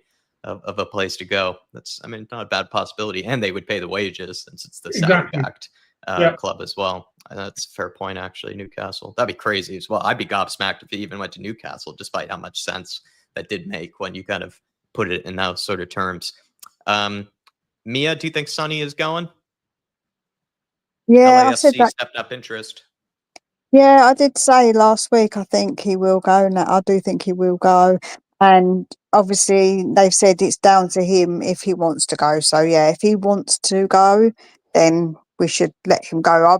I'll be actually more sad about him leaving than I was when Kane left. If I'm honest, I'll be really sad to see him go. But if he wishes to leave, then so be it. Like, I think that it's an opportunity for him to go somewhere, and I think that it's a good place for him to go. Really, he doesn't want to go Saudi, which I don't blame him.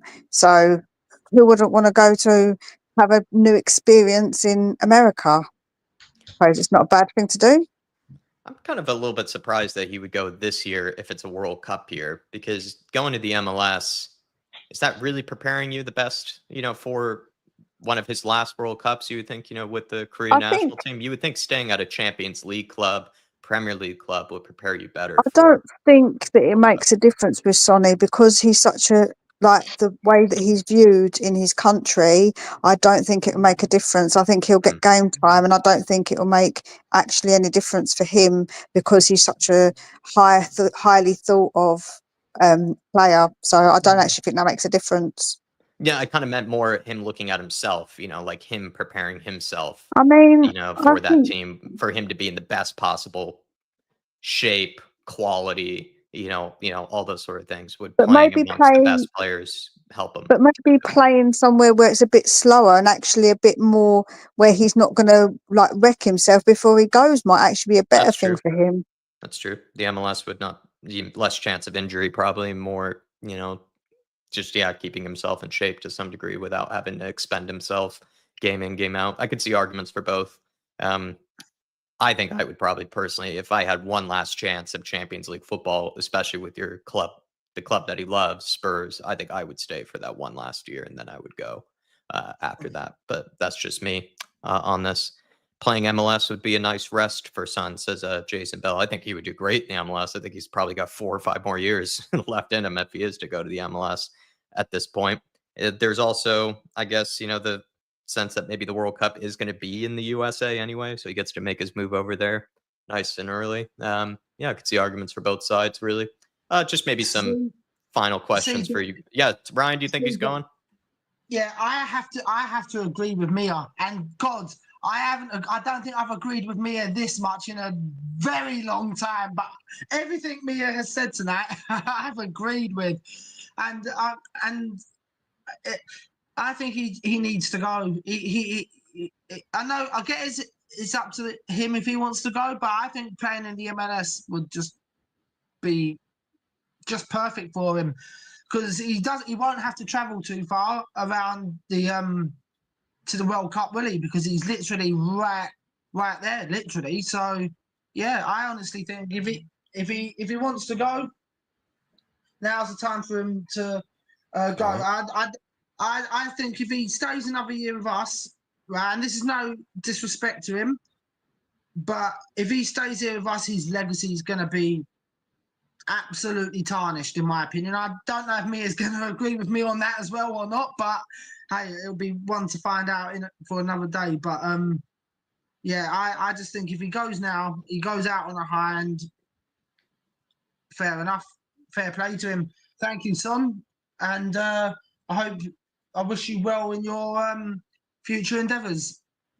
One of the final talking points I have, everybody, is in case you did watch the friendlies, they weren't really that impressive. I thought the Wickham game was all right, but then the Luton Town game, was a bit one of the more boring games we'd ever witnessed. So, Rain Man, did you take any bold conclusions from either of those friendlies, especially before we head off to play Arsenal in Hong Kong?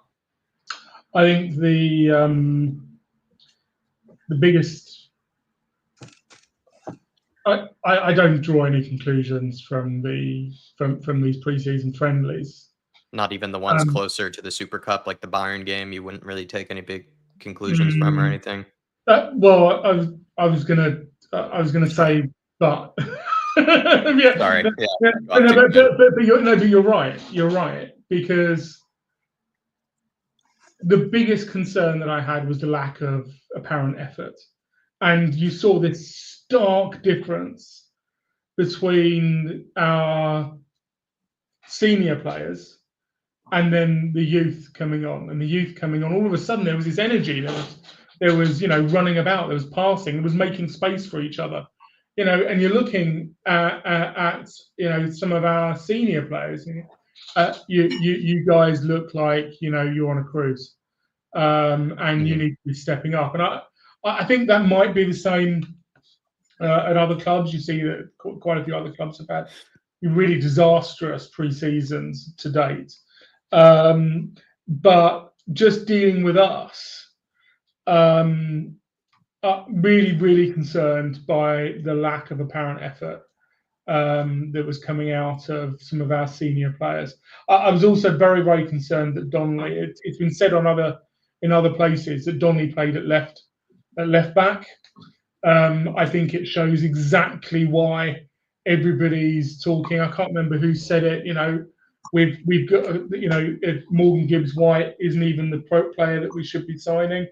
And absolutely, we need a left back. We really, really need a left back desperately. We're now playing Donnelly there, and because your doggy's injured, and that's gonna, if anything's, gonna stunt. How much of a developed, academy pathway person I am, how obsessed I am about it. If anything's gonna stunt the growth and the perception from both fellow players and fans of a player, it's playing them out of position. It's playing them in a place where they're not really suited. And Donnelly is not suited to playing it. He might be capable of playing at left back, but he's not a left back. He's not. He doesn't have the pace. He doesn't have that. The type of player he is a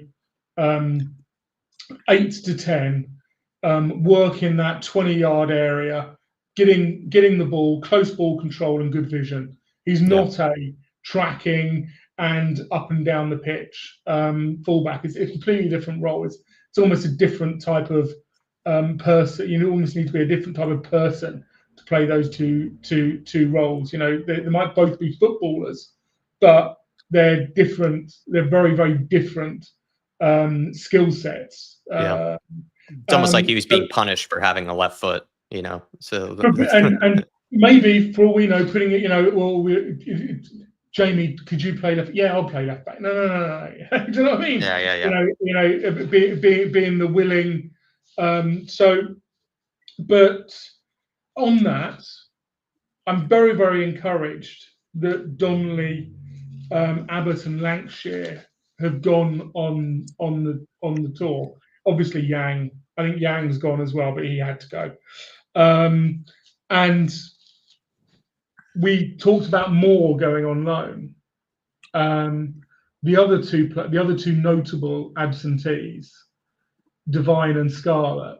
I know Devine's still relatively young, but for me, if Scarlett's not going on tour and he's fit, then we should be seeing if we can get 2 million for him. Yeah, we shouldn't be. Yeah, exactly. We shouldn't be sending him out on loan. If the player goes past 21 and they haven't broken our first team, see ya. We need to grab whatever money we can from their development. Otherwise, the contract's just going to cycle down and they'll leave for nothing, and we'll have got no value out of them. My big bold, and Mia and Rainman and Ryan can cut me off on this, but I mean, my big takeaway was actually the difference in the midfield from both games. I thought Wickham, Sarr, Abbott, Bergvall actually were quite good, if not some of the better players in that game. But then when we did Gray and Basuma and Mikey Moore, it was disastrous, and my big worry was, especially with Archie Gray, we've ranted about Basuma, having his issues. At the end of the day, I actually thought Basuma still had a better game than Archie Gray did. And my worry with Archie Gray is he had a few opportunities last year when there was really no pressure at all, to perform, and, be able to get us wins or anything like that. We already knew that our hopes and our dreams was about the Europa League. The Premier League games were almost like an inconvenience by the time that he was actually getting minutes in the midfield. And every single time I watched him in the midfield, even one time in person against Crystal Palace, he was one of the worst players on the pitch and was actually very, very anonymous as a midfielder. And my two things as I think the sign of a good midfielder is you have to almost always be open. Midfielders that are really good seem to always are showing for the ball and they always have time. They seem to be able to lose their marker, know how to drop into the right spaces to receive the ball. But then when they do get it, they also know how to pick out those passes that do actually get moves started. And Archie Gray just doesn't seem to either. He seems to be really easily marked, doesn't really have enough touches. But then when he does get it, especially in that game against Luton, he was only just going for these 5-10 yard sideways and backwards passes that just put other players under pressure to have to make the difficult pass to actually get a move started. And I'm just saying that was something very similar to what I saw from him last year when he got opportunities in the midfield, when again, there wasn't really a ton of pressure on the kid or anything like that. All he had to do is just perform adequately. And, people probably would have raved about him, but it was the opposite. He actually was really, really poor in those minutes that he did get in midfield under Ange. And I didn't see any difference between that and what I saw against Luton Town. I was worried by the fact that I felt like Basuma had a much better game than him. At least like Basuma would show for the ball, did have time on the ball, wasn't able to do much with it. But at least, that was one of the things, is that Basuma seemed open more often than even Archie Gray was. And that was my big worry, is just Archie Gray. We paid like £40 million for this kid, and he feels like he's got a lot of room to grow, as a midfielder. And so that's my conspiracy theory, is that the guy is giving me Harry Winks vibes. We're going to get the L. Question. We're about to get the L one.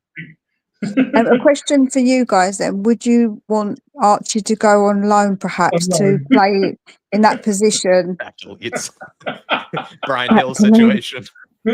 Yeah, but on seriousness, because he hasn't played enough, he has got room to grow, and I do think he has got that potential to grow, but we won't know unless he gets time playing in that position. So would you say maybe a loan would be good maybe for Archie?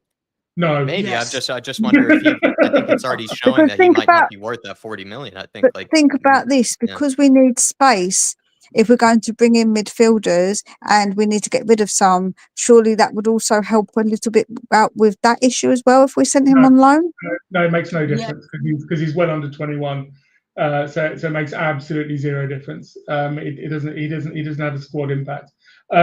If we loan out Archie Gray now, then that's him effectively finished as a Tottenham Hotspur player. There's no way we do have to remember he's only 19, but there's no way a player that we paid £40 million for plays one season at our club where we finished 22nd, then goes out on loan the next season because he's clearly deemed not good enough, then becomes. There's always a chance, right? But I cannot see a way that player becomes a first team player at our club. It would be movie ready if he had that kind of comeback. I do 100% agree, by the way. I think the safety catch needs to be taken off the way that Archie Gray plays. He is playing safety first, and he needs a rocket up his arse. He needs to be told, look, buddy, you have got a year to play well, or you're just gonna ditch your career. Your career is going to end at Spurs. You're going to end up at Leicester buying you for 10 million quid. That's what's going to happen if he doesn't. I honestly, I saw more chutzpah from Ollie Skip than I've seen from Archie Gray. He just looks lost to me in midfield. That's my worries. Whereas like someone like Bergvall, who's the same age as him, has settled in and has looked brilliant. He needs a safety taken off. He needs to be told, you stop playing safe. Stop playing safe. Take risks, because that's what Bergvall does. And he gets it wrong. He gets it wrong so often, right? It leads to. But he has that bravery. Yeah. And yet, we as fans still look at the the effort and the dynamism that Bergvall puts into his play and say he's our young player of the season. Yeah, Why? it's like, what does Gray really do? That's my worry is like as well. It's like he doesn't really show for the ball. He doesn't really do anything when he does have the ball. He's not really Joao Palhinha getting stuck in as well. Like, so I'm just like, where, what have we bought? That's what I'm just starting to, I think it's a very conspiracy theory. And like, I'm going very early on this, but like I said, he gives me Harry Winks vibes and that like, I'm just kind of like, what does this guy actually do in the midfield? Do you reckon he'll get time next year, though, guys, to play in that position? Because, again, Probably we not. are packed out in the midfield. So is he even going to get really time? No, I don't know. No. That's the thing, though, Mia, is because you're right. Like, he probably needs time, needs opportunities, needs that patience for him to really see his potential come through. But at clubs like Spurs, it's just not what happens. Like, you kind of do have to, you only get so many games and so many opportunities. And if we send him really out on show your stuff. loan, we're not waiting for him to come back. Spurs will not go, oh, and there's a pathway back for you. If he does not make it this year, then the likelihood is that Spurs will. But how can he make it if he? But my point being is, would solve the problem in another way. But my point sending being, him out on loan is effectively going, you're not good enough for our club. But my point being, Matty Man, is that how are we going to give him that opportunity? Because if he doesn't get time, how will we know that? If he's like, say, oh, look, if you're not good enough, well, if he doesn't get time to play, then how are we going to know? Who says he's not going to get time to play? But that's what I just asked. Is he going to, with the amount of midfielders that we've got and we're looking to bring in? Oh, is he going to get time? That's my point. I don't think we're bringing in any midfielders unless we sell some. So if we sell one, say we sell Basuma and get another one in, they're going to be probably in front of Archie Gray, no? But that's what I'm talking about. How many? Not at 6/8. He's going to get. If he stays at Spurs, he's going to get 10 to 20 games minimum this season. I don't think he will. I really don't think. Well, maybe he will, maybe he won't. I think he'll get 10 to 20 games minimum. But I tell you what, if he plays with the safety catch on in those 10 games, then he won't play many more. That's the fact. So, yeah, I guess that's the debate, is whether he will get that many games. Mia seems to think he won't. Rain seems to think that he will. But I think we can all agree is that with the games that he is given, though, he does need to, I think, show a whole lot more, to be perfectly honest. But is it fair to judge him on 10 games, Jack? If he only gets 10 games, I think that's what you do at Spurs. I think when you're at a big club, that's kind of how it is. If it were a smaller club, you get, yeah. It's like, that's 10 games. He's got pressure of 10 games to say, right, you make it or break it, mate. And I think that is just the way it is. But obviously, that's probably not enough games, in my opinion. That's why that's not enough game time for him. But I completely agree, but that's just the reality. 22, yeah, no, I get that. Yeah, so it seems like we all are kind of agreeing in some way on this. But Mia's point is that he looks like a player that will need more games, more than the 10 games. He needs a lot. And that's my point. It seems like he has a lot of work, to do, to be honest. And to Jason's point, I think I get the impression that Archie Gray might be quite comfortable with that. Just kind of being around. Yeah. See, I don't agree with all this. Yeah, I believe he needs to go. I can't believe I'm actually going to be saying this. I swear the world's definitely turning in the other direction today, because Mia, I have agreed with everything she has said tonight, and that's even a first. It's because I'm being the bad guy, Ryan. No. Ryan, what's your point? What do you agree with? I agree with that. He needs to go out on loan, because he's not going to get the game time in that midfield this year. He's really not. He's not going to play the Champions League. He's not going to play in, and if he's only going to be playing 10 games in the Tottenham team, he needs to be out on loan somewhere. He has to. Can I ask you, why is he not going to play? Because there's players who are better than him. Because he's not good enough. Yeah, exactly. I was going to say. And that's the problem. The problem is, if he goes out on loan, he's not going to come back. I doubt he's going to come back a better player. And if he does come back a better player, we should already be getting a player who has established themselves in that position. If he goes out on loan and doesn't get a chance to prove himself this season, his Tottenham career is over. But that's my why thinking you is that know only why last people are year, annoyed. Ange was being criticized a lot, right, for not giving him his chance, not giving him his opportunity. But it feels like he has now had.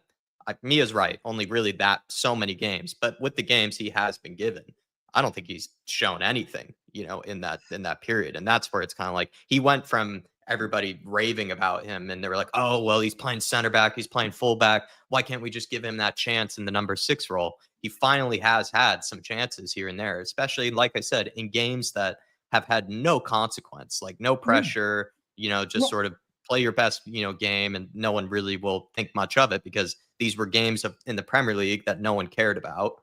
And then also in the game like this, a preseason friendly against Luton Town, and he's shown less than nothing. So that's just my worry is I really wonder how good is this guy. And he's 18. Well, is he 18 or 19? I think he'll probably be turning 19 this year. And I'm lining him up against the other kids who are coming on and looking at the energy that they have and looking at the energy that he gives.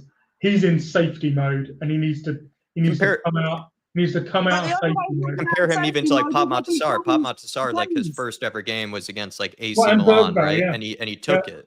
Pop Matasar took his chance. Bergvall has taken his chance. That's my worry with Gray is Mia's right. He probably needs a lot of games to really achieve that potential. But compare him to the other young midfielders we've given opportunities to. They eventually took it. Pop Matasar, prime example for me. He's that dude was thrown into the deep end in a Champions League game under Antonio Conte, who's not nice to young players. And I think, became a star overnight, with that performance, against I think AC the clear Milan. path for Gray is Leicester for 10 million quid. Yeah.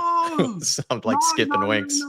Be I our think dumping ground. Our dumping ground for that's the lost path midfielders of That's Spurs. the path that he's treading, and he needs to take the.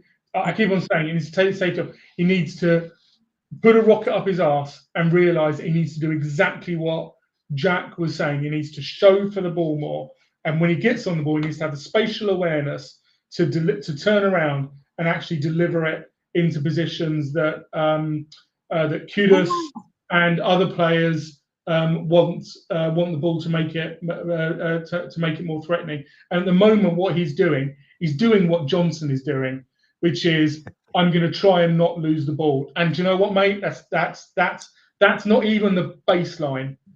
That's not even the baseline standard.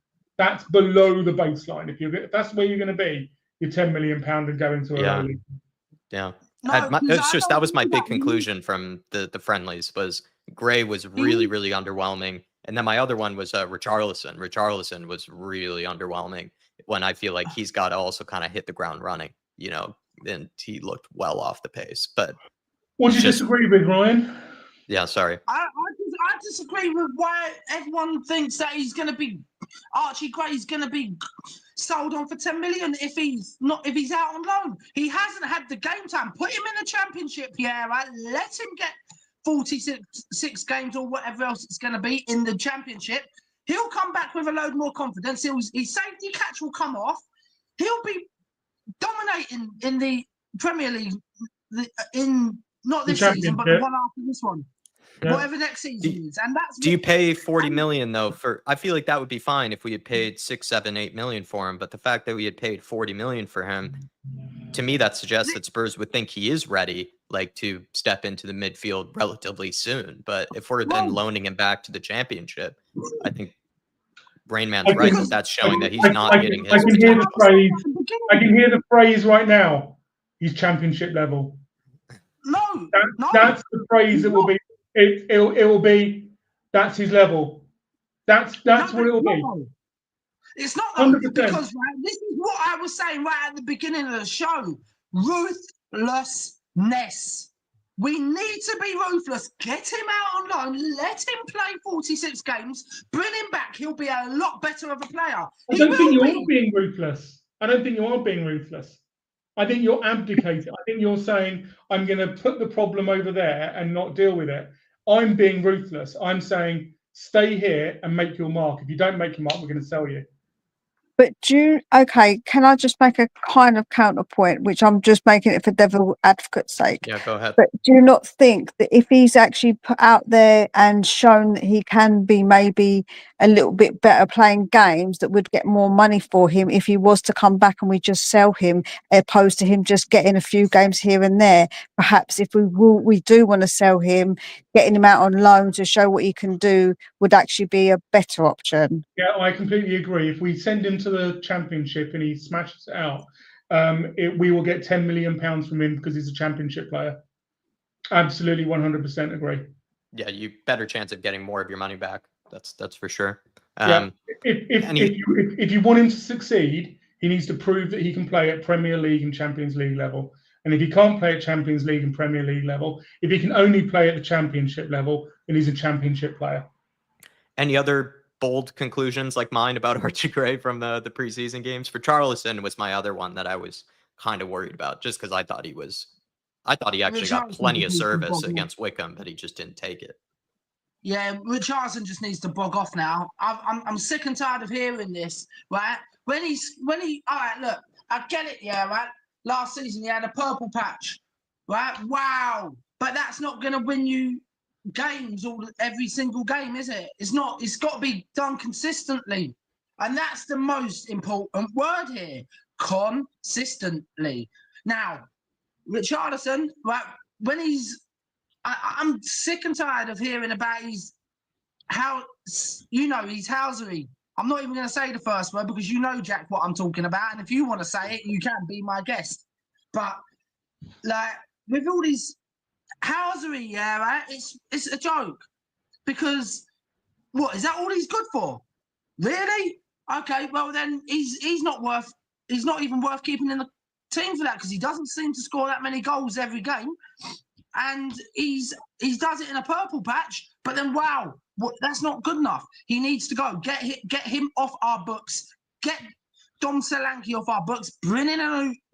We're not getting Dom. We've gone here before. We're not getting rid of Dominic Solanke just yet. We need to. He's not that good. He's absolutely poor. And yeah, but that's just not real. We're not selling both of our strikers this summer. That's just not realistic. Yes, we can, Jack. This is what I'm saying. Ruthlessness. Get rid of the crap that's in there. Bring in someone like a Wisa. Bring in someone who will either work with him or work work as a backup. Right? Either way, then this is ridiculous. Keeping them both when they don't score goals. It's silly. Solanke was our top goal scorer in the Europa League and was one of the top goal scorers in the Europa League. I'm talking about the Solanke. I think there's plenty of areas where you can criticize Solanke, but I don't think he had an amazing first season, but I don't think he had a bad first season either. Like I think he was kind of in the middle. Ryan, we go back to what I was saying earlier about the way that transfers work, right? Transfers are not just about a club sending a player somewhere, right? They're not just a commodity that gets sent. A player only moves clubs if they want to move, especially when they're, a year into a 5-year contract, right? Yeah. So I get what you're saying about Solanke. He certainly has not shown what he needs to freaking show. He needs to be scoring those 19, 20 goals that he scored at Bournemouth, and you'd hope damn well that Frank is going to extract that out of him. But the harsh reality is that we cannot sell Solanke this summer. We just physically can't, unless it's a fire sale and we go we go absolutely brutal. Which no club does these days. But he wasn't that terrible that you would already press the panic button and sell him either. Like, that's my point. It's unreal. Even if you have this suspicion that he isn't good enough, he still didn't perform like, let's say, Atangi and Ndombele did, where it was just so below the mark that you're like actually thinking about just bailing out now. Like, at the end of the day, he still had an okay enough season that you can feel like, all right, we'll see how he improves on it this season. Yeah. The way that I would deal with it is, yes, Richie, we need to get Richie out of Richie, Bissouma, Davies, I'm sorry, Mia, Sonny. We need to get these players. I'm Dragus in, but unfortunately he's injured. We need to sell these players, and then when we replace Richie, we need to replace Richie with a player that's better than Solanke, so that player plays and Solanke is his backup. I And think we Solanke- missed out on Liam Delap. I think Liam Delap was the real steal of the summer for like 30 million. That seemed like perfect competition for someone like Solanke. Someone who's a bit younger, similar in that he's a big guy who can hold it up, play others in, but then has, you know, just similar attributes. But debatably, for some people, might even be better than Solanke. But I just felt like Spurs should have been all over that. I love Liam Delap. He was absolutely awesome against us. For 30 He was million, though, so we should have been good. all over that, you know, but maybe he wanted Chelsea more. You know, we don't know all the details, but that just seemed like such a realistic transfer for Spurs. Get rid of Richarlison, bring in someone like Liam Delap, who's also homegrown. It just had us written all over it for me. Sesko's still out there, Jack. What'd you say? Sesko's still out there. Go and get. Yeah, you wonder. But that would take ambition. Yeah. That would take more than the 43% wage to revenue ratio and level of ambition. Be like Yeah, also yeah. Gibbs-White 60 million, probably another 20 million more. RB Leipzig are asking for a lot of money for him. Wages, mate.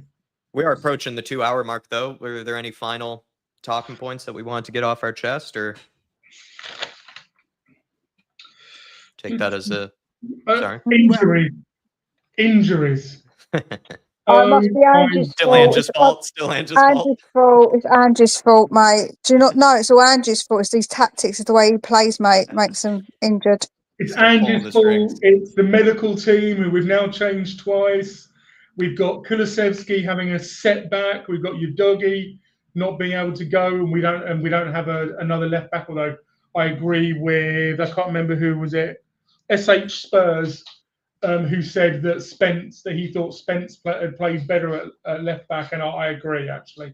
But you know, I was saying we should have just gone and got KWP, not because I think he's a great player, but because he can just sit there and never play unless we have an absolute disaster.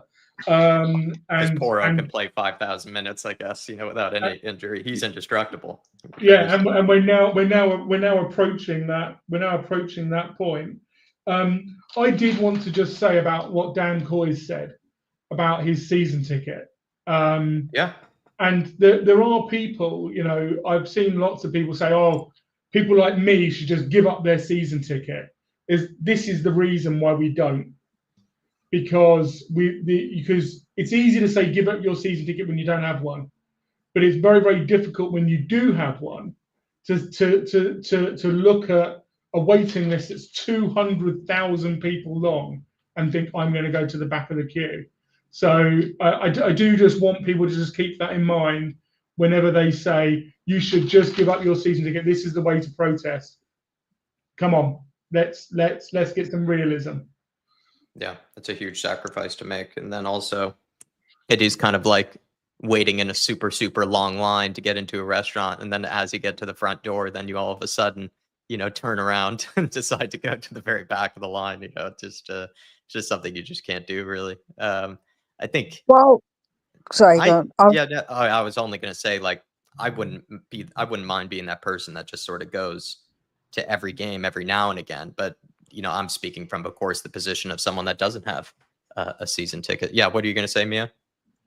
I kind of see it from both perspectives because I don't have a season ticket. I do the whole buy a ticket when I want because obviously with the children and that is difficult for me. I can't go to every game, and of course you've got to, otherwise they now revoke your ticket if you don't go to a certain amount of games. So like it is difficult. Well, I kind of get what people mean because I think what their point is that when people say they don't want to give money to Daniel Levy, but then they buy a season ticket, I think that's people's probably perspective of you are giving him money. And then other people say, well, if there weren't people like us protesting and going who want Levy out, then someone else who might not want Levy out might get that ticket. There might be another Levy out who gets that ticket as well. You just don't know. You don't get to choose. So I think that I think I can see it from basically both points of view. But if you're going to give up your ticket, I assume that you'd give it up and not get back into the queue. If you're going to do it for protesting sakes, I assume that you wouldn't go back into that queue. And I understand why you wouldn't want to give it up either. Like, I don't think anybody should give it up. I think everyone should support the team how they wish to. If they wish to go to games and protest, so be it. If they wish to go to games and not protest, so be it. Like, I don't think anybody should tell anybody how they should and shouldn't support the club, in my 100%. opinion. I agree with that. I don't think that'd be hard to disagree with. Yeah, well, I've only got one quick thing I want to say. I can't believe I've agreed with Mia tonight. I'm actually Yeah, getting you've quite said that a few scared. times. I'm actually quite worried. Yeah, I think everyone is. Like you said, the world's flipping up. But I appreciate you guys. We, it was a smaller group tonight, but we made it to the 2 hours yet again, with plenty of things to chat about. So I appreciate you all. Thanks to everybody that's been in the house tonight watching along. Tomorrow I'll be doing a panel show, so please join me for that around 6 p.m. Wednesday, I'm not too sure what's coming out that day, and then Thursday we have another watch along for Arsenal, which I'll be getting up nice and early for. So I will be seeing you all very, very soon. Thank you to Rain Man. Thank you to Ryan. Thanks to Dermatron. Thanks to Mia for keeping me company this afternoon, and we'll see you all next time. Come on, you Spurs.